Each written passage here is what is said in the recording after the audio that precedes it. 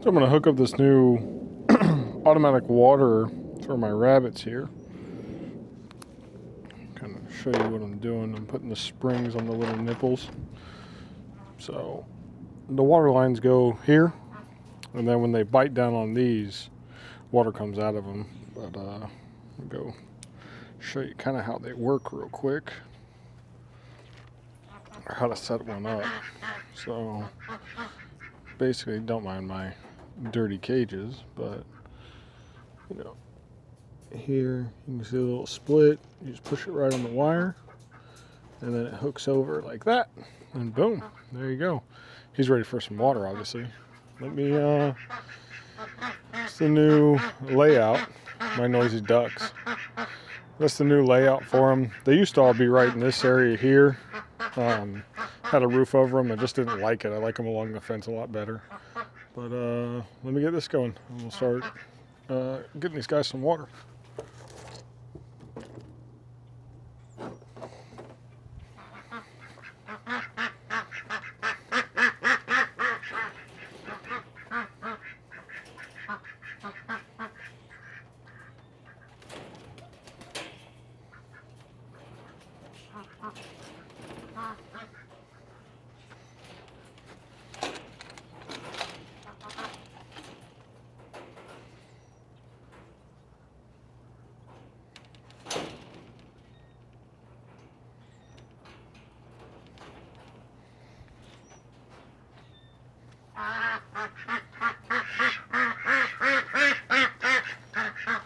Crazy ducks.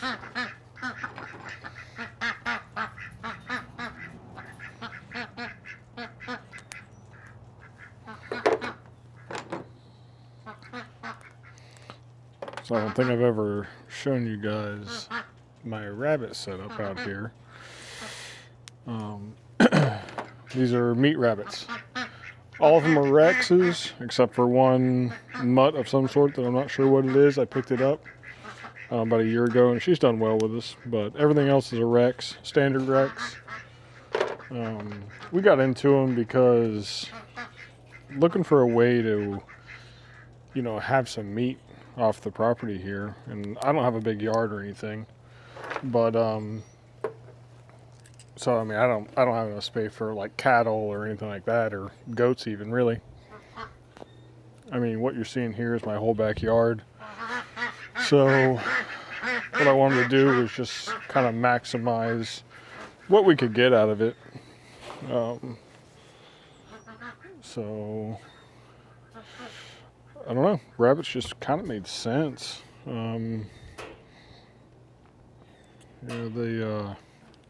I enjoy them. That I'll say.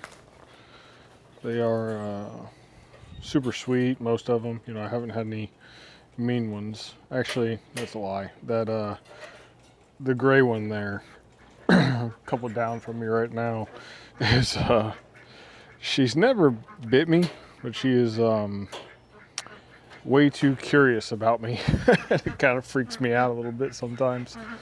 But yeah, they I'm actually terrified to get bit by one of these guys, because like this girl here, she's 8 pounds or something, big old mouth, and could easily take a chunk. This is the one that's a little, like I said, she's never bit me, and she'll let you pet her. She's not a she's nice when you pet her, but she's like, I don't know, just very curious with her mouth, so kind of freaks me out. It definitely kind of freaks me out a little bit, so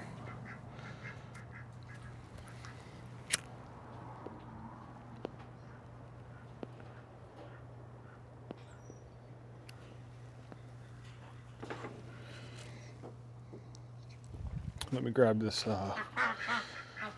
this blue line here. So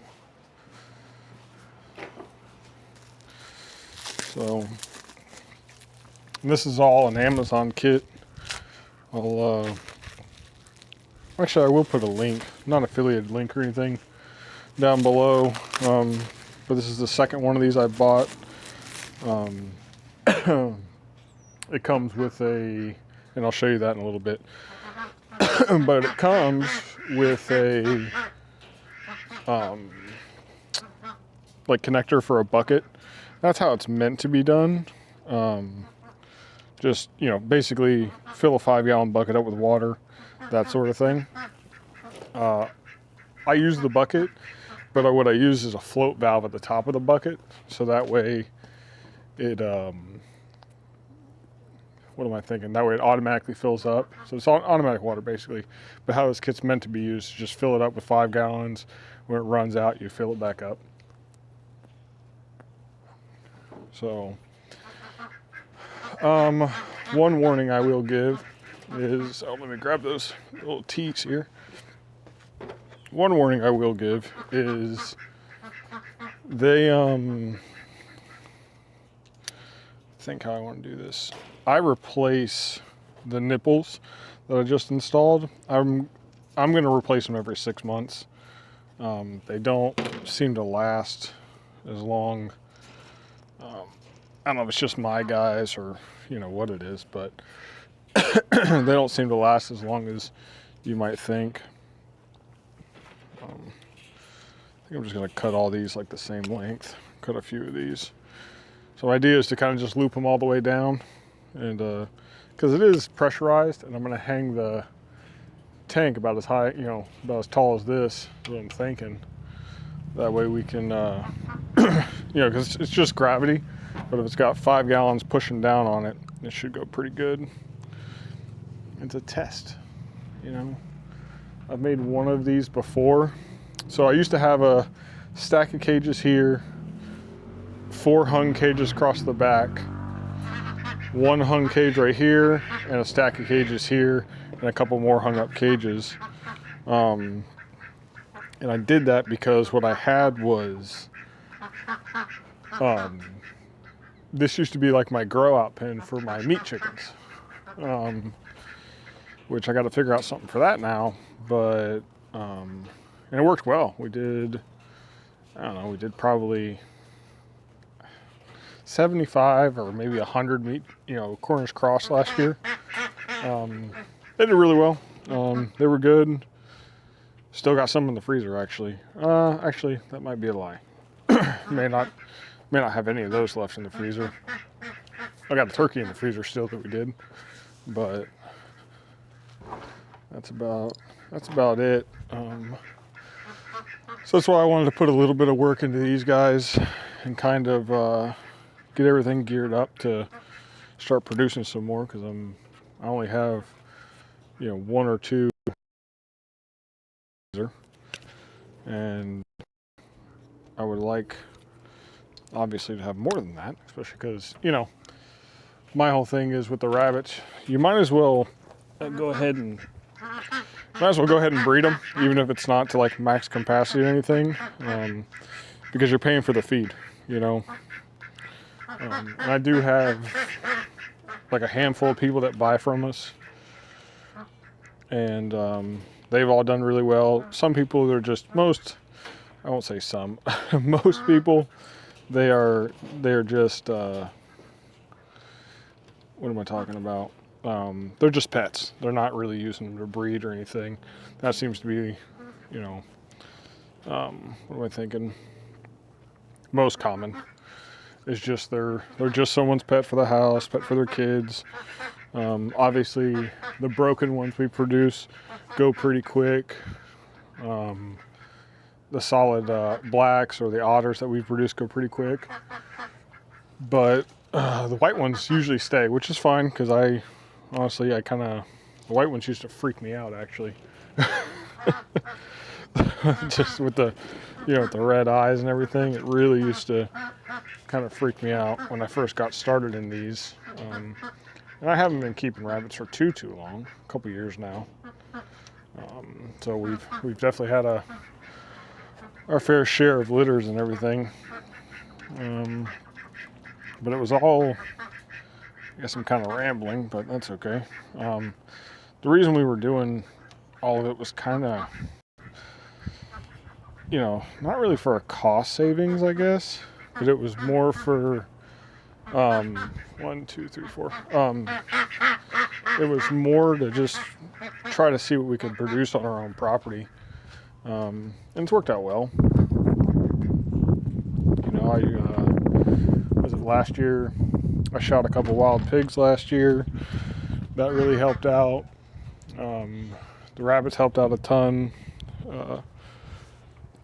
And then obviously the meat chickens. We're not like, you know, obviously you can see a house right behind me there, but you know, and they're really nice. But you know, I don't, like I said, don't have a ton of land, don't have a ton of space, so just, you know, just backyard homestead type stuff. So let's do 1, 2, 3, 4. I was doing the wrong thing there. So all I'm doing here is cutting a section of this blue hose, trying to match them all pretty close. Doesn't have to be perfect.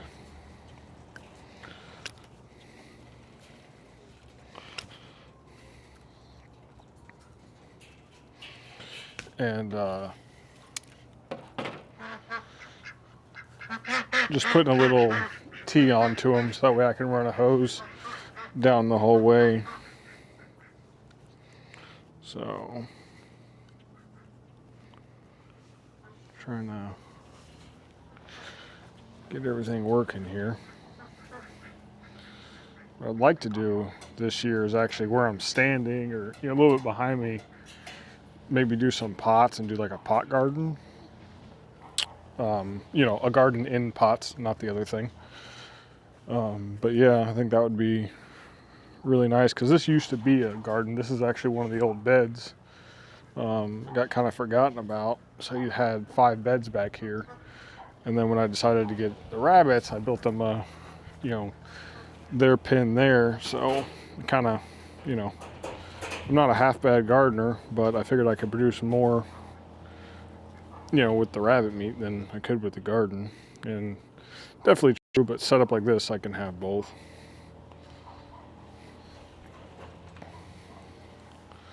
So I don't have anybody in this last cage or in the third cage there, but I'm just setting them up because the large white one, a couple down from me, she should be pregnant now. So try to get everybody going, get a bunch of litters going before it gets too hot, because I really try not to breed in the summer here. I'm in Florida and it gets hot. I mean, today it wasn't hot, but what was the day? It was 42 today, so that's nice. A little cold for me, but as far as the rabbits, they love it. They get way more active when it gets cold. So I'm hoping that's going to hang down kind of like that. That's the goal, at least.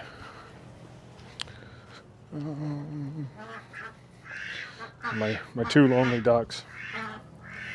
Oh, and so those 2 ducks, one's a male, one's a female. I don't know if you saw them, but the dirty one is the female. She can't stay clean to save her life.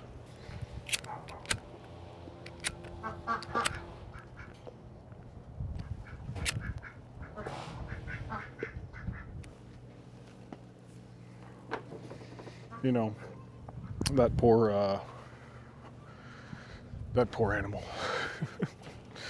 Saying that facetiously. That duck, she just started laying a couple months ago, I should say, and she just we let her sit on some eggs, and they just weren't fertile, and I felt real bad for her because, you know, she really wanted them to be. So actually, what am I going to do here? I think what I'm going to do is I'm actually going to move this way. Because if I actually put this here, that's what happens when you put your brain to work, Joe. So if I do that like that, that's not going to work. That's going to mess it up. I don't know if I can do that. One thing I wish I didn't do these cut through hang on feeders. They're really actually kind of That was not smart. I saw some where you don't cut. That would have been nice.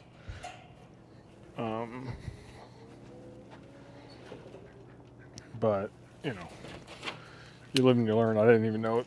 You know, this is what I could buy locally. So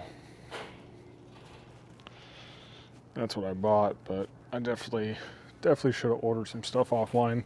And I think I'm just going to tie up to here, kind of. I don't want it touching, because if it's touching, they will chew through it, you know. But yeah, this is Santito. He is a saint.